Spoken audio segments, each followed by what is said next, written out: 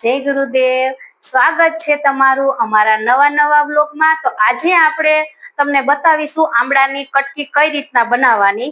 જ્યારે કે આમળાની કટકી તો બધા બનાવતા જ હોય, પણ આજે હું તમને નવી ટ્રીપ શીખવાડવાની છું. તો જો આમળાની કટકીને આપણે 15 દિવસ સુધી આમળાને ફ્રીઝરમાં રાખી દેવાના. જો આ 15 દિવસ સુધી ફ્રીઝરમાં રાખી આ રીતના ફ્રીઝરમાં 15 દિવસ સુધી રાખવાના. પછી તેને જ્યારે તમારે કટકી કરવી હોય ને ત્યારે કિલા એક જેટલા આમળા બહાર કાઢી અને ઠંડા પાણીમાં નાખીને એમનામ જ રેવા દેવાના. જોકે 15 થી 20 મિનિટ સુધી બહાર રહેવા દેવાના. પછી એમાંથી કાઢી અને કટકી આપણે નોખી પાડી નાખવાની. પછી જો આપણે આ રીતના કટકી પાડી નાખવાની.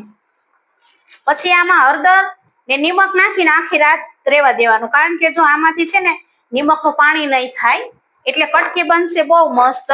જો આપણે આ કટકી બની ગઈ છે, જો તમે આ રીતના પીળી જ રહેશે. અને જ્યારે આપણે ગરમ પાણીમાં આમળાને બાફીને જે કટકી બનાવી હશે ને, એ કટકી છે ને કાળી થાય છે, અને આ ખાવામાં પણ સ્વાદ સારો આવશે. તો તમે પણ બધા આ રીતના કટકી બનાવજો. જય ગુરુદેવ.